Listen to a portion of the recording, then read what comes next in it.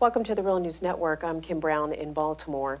News that President Donald Trump will enact a visa freeze and a ban on refugees from some Muslim countries sparked fear among their citizens this week that it could mark the beginning of a new era of hostility from the West. Syrians, Iraqis, and Yemenis interviewed by Reuters news agency expressed a sense of dismay and grievance about the presumption that they pose a security threat. Here's what one Syrian refugee in Turkey had to say about the new refugee policy. هو هذا القرار بحد على الكراهية، هذا شيء أكيد، وأكبر دليل على أنه ترامب رئيس مو مناسب للولايات في هالمرحلة هاي، وهي بعد أنا بداية نهاية أمريكا بوجود ترامب.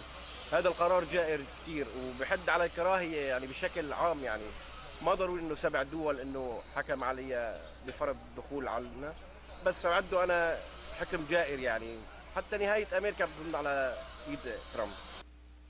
The United States has taken about 12,000 Syrian refugees compared to 2.8 million in Turkey and approximately 1 million in Lebanon and 650,000 in Jordan. Also, more than 650,000 Syrians have arrived in Europe and requested asylum, mostly in Germany and in Sweden, according to EU data. And joining us to take a closer look at the new immigration policy and its effect on refugees, we're joined with Phyllis Bennis. Phyllis is a fellow and the director of the Internationalism Project at the Institute for Policy Studies in Washington, D.C. She's also the author of many books, including Understanding ISIS and the New Global War on Terror, a primer. Good to have you back, Phyllis. Thanks for being here. Great to be with you, Kim. So Trump has said that the ban on refugees from various Middle Eastern countries is based on the concern that those refugees could become involved in acts of terrorism here in the U.S. What are your thoughts on the new refugee policy and its justifications? There's no question this is an anti-Muslim ban. This is an effort to keep Muslims out of the United States. The notion that this is somehow going to keep people in the United States safer or protect refugees in any way is simply not the case. What we're looking at is an executive order that essentially bans Muslims for all Muslims, and indeed all people, for at least 30 days, perhaps longer, but also for a much longer period excludes anyone, refugees, immigrants, or anyone else, from 7 named Muslim-majority countries. Now, those countries, of those 7, the U.S. is actually bombing 5 of them. That would be Iraq, Syria, Yemen, Libya, and Somalia. It has troops deployed and military bases established, U.S. military bases established in the 6th, which is Sudan, and has consistently imposed very harsh sanctions and frequently made threats against the 7th, which is Iran.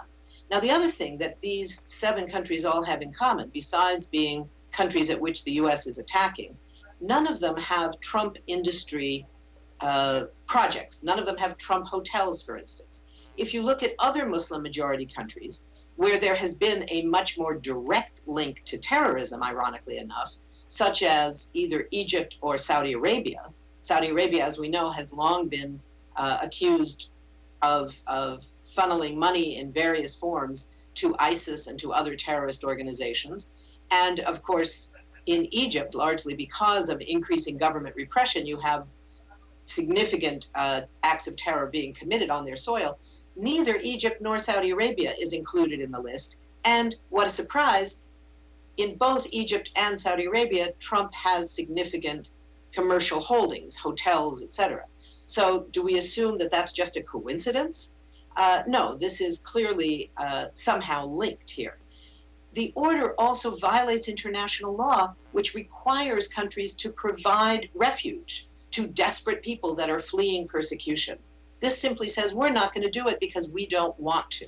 And indeed, there has not even been the illusion that this is designed for anything other than supposedly keeping Americans safe. It has nothing to do with the rights of desperate refugees coming from these countries. It also is clear that it is designed to attack and to exclude Muslims. There's language in it that explicitly says that only minority religions, people that are the followers of minority religion forces in these countries will get some special exemptions. What that means is Christians. So Iraqi Christians will be given special dispensation. Syrian Christians will be given special dispensation for at least part of that time, when only Syrian Muslims, Iraqi Muslims, by far the vast majority of the population and the vast majority of the people targeted by ISIS and other terrorist forces. The reason that people are leaving in such numbers is because they are fleeing either US or Russian or other bombs, or they are fleeing ISIS. And when you say that only the religious minorities will get special dispensation, you're saying Christians will be privileged. It's clearly not constitutional. So there was another element mentioned this week during the press briefing regarding what President Trump's immigration policy would be, and that is that the U.S. would engage in, quote, extreme vetting of refugees from those affected countries. So Phyllis, what effect could this extreme vetting have on refugees, and what is extreme vetting compared to what refugees already go through now in terms of security scrutiny to enter the U.S.? What refugees go through now is extreme vetting. Refugees are drastically subjected to incredible levels of multiple agencies investigating everything about them in ways that is not applied to immigrants, to tourists, to business people, to anyone else entering this country. Only refugees are subject to this kind of extreme vetting. And what it looks like is spending between 2 and 3 years in a refugee camp, maybe in Jordan, maybe in Turkey, maybe somewhere else, desperate to get out. And that's after you or your family has been designated by the United Nations as possibly being qualified for resettlement in the United States. Only at that point, and that's after some period of time already, then the US agencies, the FBI, DHS, all of these agencies then start to examine your background, your family, your friends, where you came from, your health, your work, all of those things. It can take 2 to 3 more years. That's absolutely unconscionable. And yet they're saying now somehow there's going to be even more extreme vetting. It's hard to imagine what more there could be. So what do you think this policy will mean for U.S. relations with the countries that are being targeted and with the Middle East more generally? It's going to make everything worse. It's going to make diplomacy more difficult, something that we're already seeing with either the quitting or the firing, we're not quite sure which, of the entire top management team at the State Department, so that the ability to carry out diplomacy has now been shredded. So what happens is the military side, the Pentagon, Department of all the security agencies are going to, the Department of Homeland Security and others, are going to have much more power. And it's going to be dealt with, the issue of refugees is going to be dealt with as a military issue, as a security issue, not as a diplomatic issue that's designed to protect vulnerable communities, vulnerable people.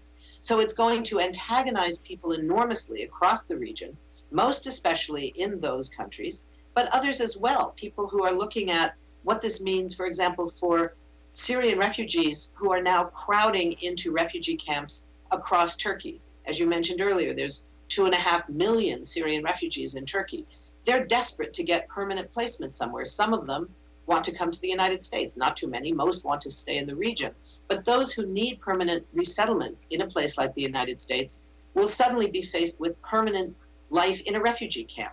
That's going to make everything harder in terms of ending wars. What this is doing is saying that the victims of the wars that in many cases the US has actually started are now going to be excluded from getting protection from the United States. And that is absolutely unconscionable.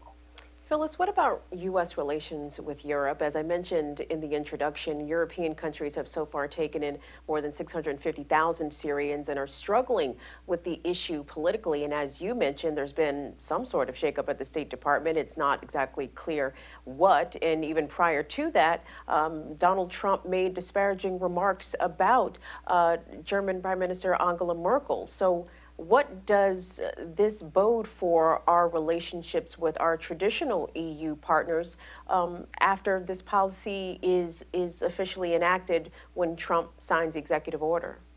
Well, it's a very dangerous moment because what it says is that the current administration is looking to build up its relationships with the far right populist, the right-wing populist movements that are rising across Europe. that are characterized by the same kind of racism, xenophobia, Islamophobia, and misogyny that have characterized the Trump campaign and indeed what we're seeing in the beginnings of this administration. So it's a very dangerous moment because although there are all kinds of problems of neoliberalism and support for wars and other things, it's not to say that the European governments are all goodness and light.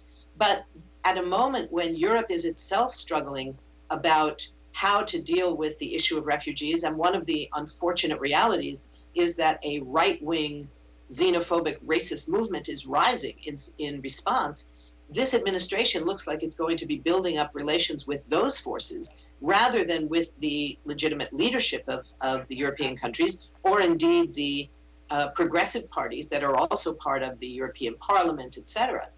So this is going to be something that has really global implications. We've been speaking with Phyllis Bennis. She is a fellow and the director of the new Internationalism Project at the Institute for Policy Studies in Washington, D.C. We've been discussing the impending signing of an executive order from President Trump restricting immigration from 7 majority Muslim countries. Phyllis, we appreciate your time and analysis as always. Thank you. Thank you, Kim. And thanks for watching the Real News Network.